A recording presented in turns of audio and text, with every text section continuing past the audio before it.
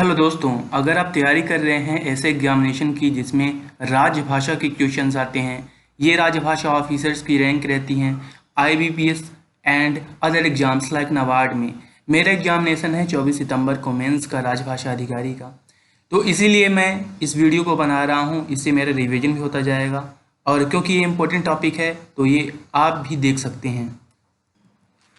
आज़ादी मिलने के बाद सबसे बड़ा प्रश्न था कि भारत की राजभाषा क्या होनी चाहिए। राष्ट्रभाषा की बात चल रही थी, लेकिन राष्ट्रभाषा में एक मत न होने की वजह से राजभाषा को एक्सेप्ट किया गया और राजभाषा हिंदी को एक्सेप्ट किया गया। लेकिन साइमल्टेनियसली इंग्लिश को भी प्राधान्यता दी गई, इंग्लिश भी चलती रही और तब तक की लगभग 15 साल तक के लिए। तो यहाँ पे दोस्तों 14 सितंबर 1949 को देवनागरी लिपि में हिंदी को केंद्र की राजभाषा बनाया गया।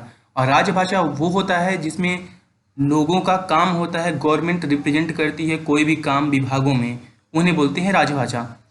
अब दोस्तों भारत के संविधान के भाग 5 के 120 जो सेक्शन है, आर्टिकल है, और भाग 6वां के 210वें में उपबंध किया गया है कि राजभाषा के प्रचार प्रसार एवं कार्यान्वयन के लिए प्रावधान किया गया है। तो यहाँ पे दोस्तों जो 120 धारा है, ये है कि जो संसद है, लोकसभा हो गया, राज्यसभा हो गया, यहाँ पे जो भी मेंबर्स रहेंगे वो हिंदी में बात करेंगे। हिंदी नहीं आती अंग्रेजी में बात करेंगे, दोनों नहीं आती तो जिनका कोई मदर टंग है वो उस पर बात कर सकते हैं और इसकी परमिशन जो वहाँ के सभापति रहेंगे या अध्यक्ष रहेंगे वो देंगे। तो 120 हो गया ये संसद के लिए और 210 हो गया ये विधानसभा के लिए, मतलब जो राज्य की विधानसभा रहती है उसमें, और सेम टू सेम अप्लाई होगा। वहीं पे भाग 17वें के अनुच्छेद 343 से 351 में राजभाषा के हिंदी प्रचार एवं प्रसार के लिए प्रावधान किए गए हैं।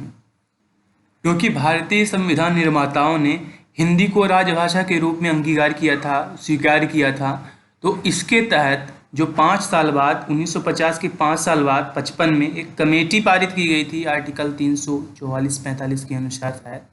उसमें क्या होता है कि अधिनियम 1963 पारित किया गया और यह अधिनियम राजभाषा अधिनियम के रूप में जाना जाता है। इसे बाद में संशोधित किया गया है, एक अपडेट और आया 1976 जिसका यह संशोधित 1987 में हुआ और इसको जाना जाता है राजभाषा अधिनियम, जिसका प्रयोग आजकल होता है। राजभाषा विभाग जो कि गृह मंत्रालय के अंदर आता है, एक निर्माण किया गया है, बनाया गया है, जो कि एक कार्यक्रम प्रस्तुत करता है कि जितने भी विभाग हैं उनको हिंदी के प्रचार प्रसार में इतना लक्ष्य दिया जाता है। उसी के अनुपालन में अनुवादक, सहायक निदेशक, जो कि राजभाषा जितने भी राजभाषा काम करने वाले कैंडिडेट्स रहते हैं उनके पद सृजित किए गए हैं। अब अगर आप राजभाषा अधिनियम 1963 को रीड करें तो इसमें धारा 3 का 3 जो भाग है वो बहुत इम्पोर्टेंट है और यह धारा यह बोलती है कि जितने भी दस्तावेज रहेंगे वो हिंदी और अंग्रेजी दोनों भाषाओं में पब्लिश किए जाएंगे, जारी किए जाएंगे, और ऐसा करना अनिवार्य है। और ये कौन कौन से दस्तावेज रहेंगे, तो यहाँ पे है संकल्प अगर कोई होता है, साधारण आदेश होता है, नियम होता है, अधिसूचनाओं, प्रशासनिक या अन्य प्रतिवेदनों या प्रेस विज्ञप्तियों के लिए जो केंद्रीय सरकार द्वारा या उसके किसी मंत्रालय, विभाग या कार्यालय द्वारा निकाले जाते हैं। संसद के किसी सदन या सदनों के समक्ष रखे गए प्रशासनिक या अन्य प्रतिवेदनों और राजकीय कागज पत्रों के लिए केंद्रीय सरकार द्वारा या उसके किसी मंत्रालय, विभाग या कार्यालय द्वारा निष्पादित संविदाओं और करारों के लिए तथा निकाली गई अनुज्ञप्तियों, अनुज्ञा पत्रों, सूचनाओं और निविदा प्रारूपों के लिए प्रयोग में लाई जाएंगी। अब दोस्तों ये सामान्य आदेश हो क्या क्या सकते हैं, तो ये सामान्य आदेश हो सकते हैं आदेश, अनुदेश, पत्र, टेंडर्स, संविदाएं, करार, लाइसेंस, परमिट, प्रेस विज्ञप्तियाँ, ये सभी चीज़ें, और ऐसे सभी परिपत्र जो विभागीय प्रयोग के लिए हों, सरकारी कर्मचारियों के लिए हों, इन सभी को हिंदी और अंग्रेजी दोनों भाषाओं में अनुवाद होना चाहिए। तो पहले अगर इंग्लिश में है तो उसका हिंदी में किया जाना आवश्यक है। प्राप्त पत्रों के संदर्भ में तो अंग्रेजी में प्राप्त पत्रों का उत्तर हिंदी में देना अनिवार्य रहेगा। राजभाषा अधिनियम 1976 के नियम 3 के उपबंध के अधीन जो क्षेत्र है, इंडिया के जो राज्य हैं, टेरिटरीज हैं, उनको का, खा और ग क्षेत्रों में विभाजित किया गया है। तो जितने का क्षेत्र में आएंगे उन स्थित राज्यों या संघ क्षेत्रों के साथ पत्र व्यवहार हिंदी में ही किया जाना आवश्यक है। अब दोस्तों हम बात करेंगे का क्षेत्र में कौन कौन से क्षेत्र आते हैं। खा में कौन से आते हैं और गा में कौन से आते हैं। लेकिन उससे पहले अगर कोई आपको पत्राचार अंग्रेजी में किया जाता है तो आप उसका उत्तर हिंदी में दिए जाएंगे, और हिंदी में प्राप्त कोई अगर पत्र है तो उसका जवाब हिंदी में देना आवश्यक है।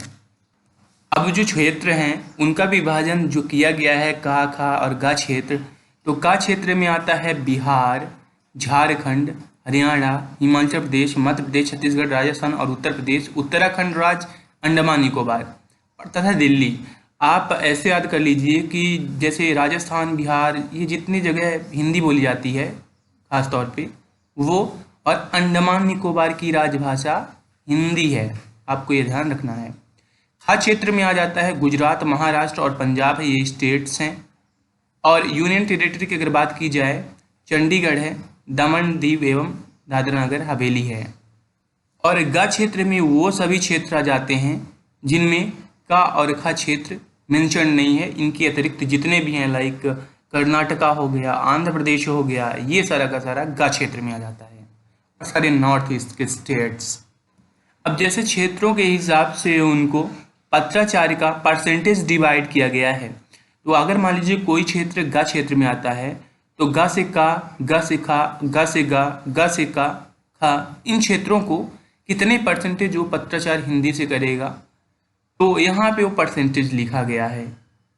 तो दोस्तों अगर मान लीजिए कोई एक विभाग है जो कि कर्नाटका में है या महाराष्ट्र में है, तो अगर वहाँ पे कोई पत्र आता है, लाइक अगर मान लीजिए कर्नाटका में है, वहाँ पे अगर कोई पत्र गया आपको अंग्रेजी में तो उसका जवाब आपको हिंदी में देना जरूरी रहता है। इसीलिए वहाँ पे हिंदी का रिप्रेजेंटेटिव एक राजभाषा अधिकारी रहता है। अब राजभाषा अधिनियम का ऑफिशियल हम PDF देख लेते हैं जो कि भारतीय राजपत्र में प्रकाशित हुआ था। तो संक्षिप्त नाम रहेगा कि राजभाषा अधिनियम 1963 कहा जाएगा। उसके अतिरिक्त यहाँ पे परिभाषाएं दी हैं, और ये जो परिभाषा दी है वो 1965 के 26वें दिन से मतलब 26 जनवरी को ये माना जाएगा, अभिप्रेत रहेगा। और हिंदी से वह हिंदी अभिप्रेत है जिसकी लिपि देवनागरी है, मतलब लिपि भी देवनागरी होनी चाहिए। तीसरा नंबर है कि संघ के राजकीय प्रयोजनों के लिए और संसद में प्रयोग के लिए अंग्रेजी भाषा का बने रहना, तो ये अंग्रेजी भाषा के बने रहने से संबंधित है। और इसी में विभिन्न कार्यालयों और उसके साथ साथ विभिन्न कंपनियों के बारे में विनिर्दिष्ट किया गया है। चौथा है कि राजभाषा के संबंध में समिति, तो जिस साल ये प्रवृत्त होगा धारा 3, उसके 10 वर्ष बाद राष्ट्रपति की पूर्व मंजूरी से एक समिति बनाई जाएगी। 1965 में जैसे प्रवृत्त हुआ तो 1975 मतलब 76 में वो जो राजभाषा अधिनियम नया आया वो इसी के तहत आया है। और जो केंद्रीय अधिनियम आदि हैं उन सभी का प्राधिकृत हिंदी अनुवाद ये धारा 5 में बताया गया है 1963 राजभाषा अधिनियम की। नेक्स्ट नंबर है कतिपय दशाओं में राज्य अधिनियमों का प्राधिकृत हिंदी अनुवाद। तो अगर कोई राज्य है जो कि वहाँ कोई अध्यादेश जारी करता है, कोई अधिनियम लाता है या फिर कोई ऐसे कार्य करता है जहाँ पे हिंदी का यूज नहीं हुआ है, तो वहाँ पे जरूरी रहेगा अनुच्छेद 348 के खंड 3 के अनुसार कि उसका भी अनुवाद हिंदी में किया जाए। सतवां है कि उच्च न्यायालय के निर्णयों आदि में हिंदी या अन्य राजभाषा का वैकल्पिक प्रयोग होगा। तो यहाँ पे दोस्तों अगर मान लीजिए कोई स्टेट है, वहाँ का जो कोर्ट है, अगर वहाँ पे कोई भी पारित किया जाता है नॉन इंग्लिश और हिंदी, तो वहाँ पे राज्यपाल राष्ट्रपति की पूर्व सम्मति से वो अनुवाद करवाएंगे हिंदी में और अंग्रेजी में भी।